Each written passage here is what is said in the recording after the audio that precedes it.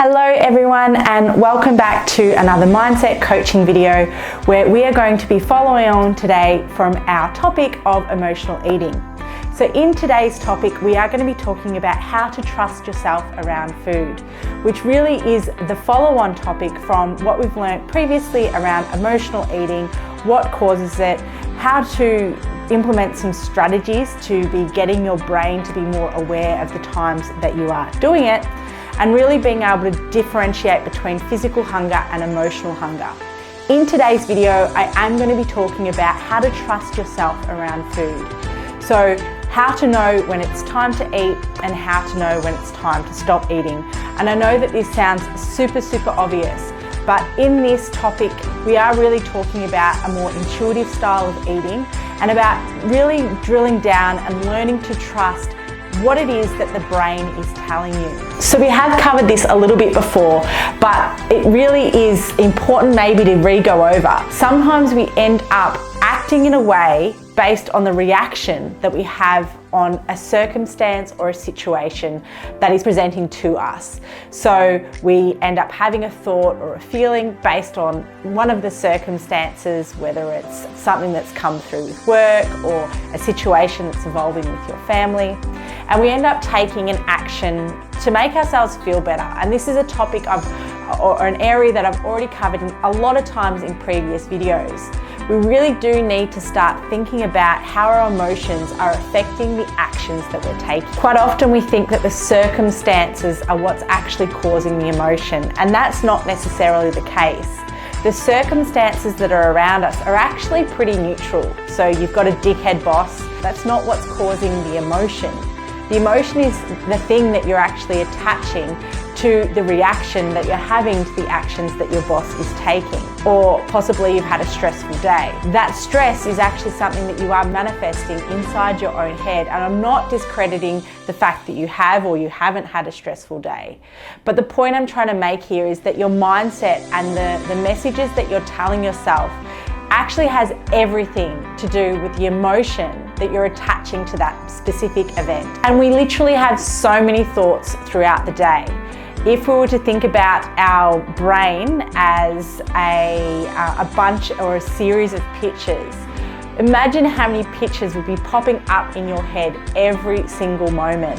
Sometimes those pictures are blurred, things change in your brain so quickly, which just goes to show that sometimes just by stopping and getting really present with the things and the thoughts that you're actually having, we can really start to drill down to the emotion that we are conjuring up within ourselves, and then how that emotion is then carrying forward to the actions that we are then taking.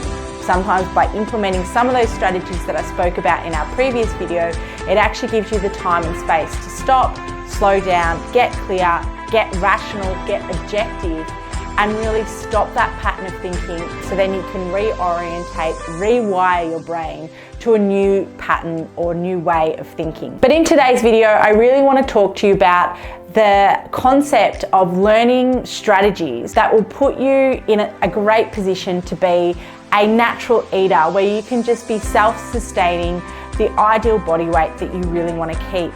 And when it comes to food, it really is about how much you're eating, as well as the types of foods that you're eating as well. Really, at the end of the day, when it comes to weight loss, whether or not you're counting calories or not, every single food that you have, it's got to do with the quantity of calories that you're consuming at any given time versus the density of those calories. So it is really important that we start to learn how to know and how to recognize when we are full or when we are hungry, first of all, and then when we are full. And one habit that I can really stress and want to drill home to you guys is eat when you're a little hungry and stop when you are lightly satisfied. And yes, there will be times where you might eat when you're not necessarily hungry, it's a special occasion and you're doing it because it's a social outing, or other special occasions where you know you probably eat when you are overfull, like Christmas or Easter, but those days should really be a rarity.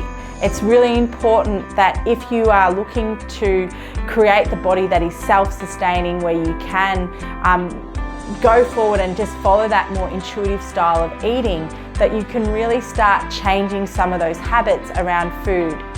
So first of all, start by asking yourself every single time you eat, are you actually hungry? And I know that we are recovering ground that I spoke about in the first video, but learning to trust yourself really has everything to do with recognizing if you are actually hungry or if you're eating because of another reason, and give it a number. So I know that this might seem very time consuming to start off with, but once you get into the habit of stopping yourself before you put food in your mouth to go, am I hungry? You will actually start to implement a bunch of other habits that then, as I said, you'll find that your weight will end up taking care of itself. So give it a number, somewhere between -5 to 5 as a hunger scale. Are you ravenously hungry? If you're a 5 and you are so famished, you've probably pushed past the point of being over hungry, and it might be very difficult once you start eating to actually stop eating. Versus not being very hungry at all, you'll be finding that you're filling up your tank without necessarily needing to have that food.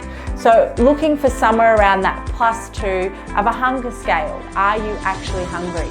The other skill that I sometimes coach people through is try and eat every 3 to 4 hours. And that, from a physiological point of view, that's when the body is probably looking for more fuel to be going into the tank. Obviously recognize if you have a high physical activity output, say you've just gone for a huge run or a big heavy exercise session, you might be needing to fill your body up sooner.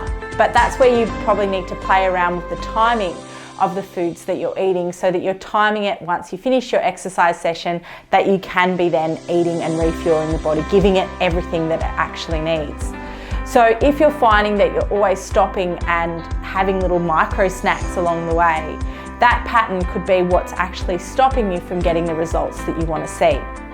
So give your hunger a rating, and you'll find that after maybe 3 or 4 days of doing this, at a very conscious level, you'll start to do it very subconsciously, and then you'll stop actually eating when you're not physically hungry, which does end up making a huge difference, because you'll end up finding that you'll be naturally consuming less calories. At the flip side of that, once you have eaten your meal, actually take time to stop and say, am I satisfied? Am I full? Am I lightly full? Or am I overstuffed? And possibly before you get to that point, one skill I like to implement for myself is when I'm looking at my plate before I actually sit down and eat it, I think, is this a well-balanced meal? And it's okay, sometimes it's not so well-balanced. I'm not polarizing food here. If you sit down to a huge bowl of deliciously creamy pasta, great, power to you. That's amazing. And I certainly do that. I eat foods that aren't necessarily all that nutritiously sound, but that's the exception, not the rule. I am talking about regular food habits that you have here, things that you do on a daily basis that would actually have an impact on the results that you're getting. So I look at the meal that I'm having and I say, is it relatively balanced?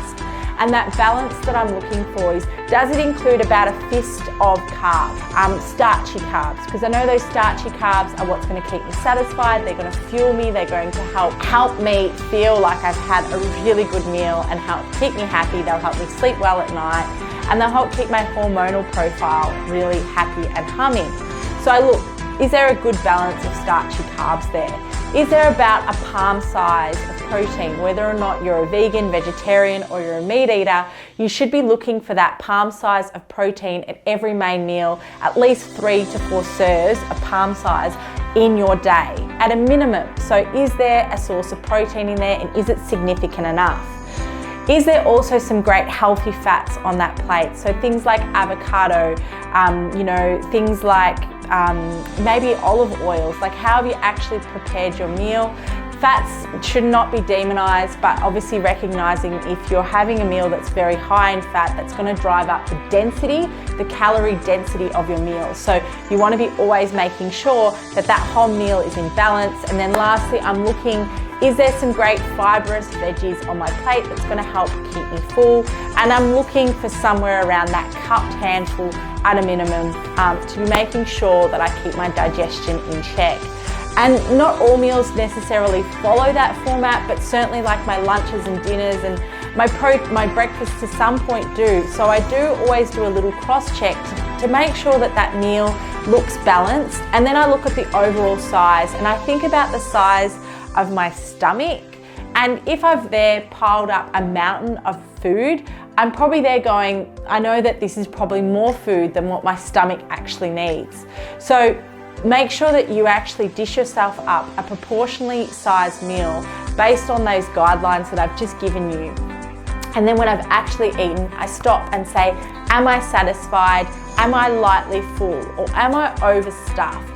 And if I'm overstuffed, I know that while it's tempting to do that or to go back for seconds, I know that that feeling associated with it of being really uncomfortable or sleepy or any of those other things where you end up craving more food isn't necessarily the ideal situation that I want to be in. And then I also know, I think to myself sometimes, if I know I've had a substantial meal, but I want to go back for more, I think, well, I can go and have something else to eat in a few hours' time. And I know that that sounds like a weird thing to do, but just reminding yourself that the food is always going to be there. If you want that chocolate chip cookie or piece of chocolate, recognize that that food, it's not going to disappear. It's not going to disappear out of your life. It is always going to be there as an option.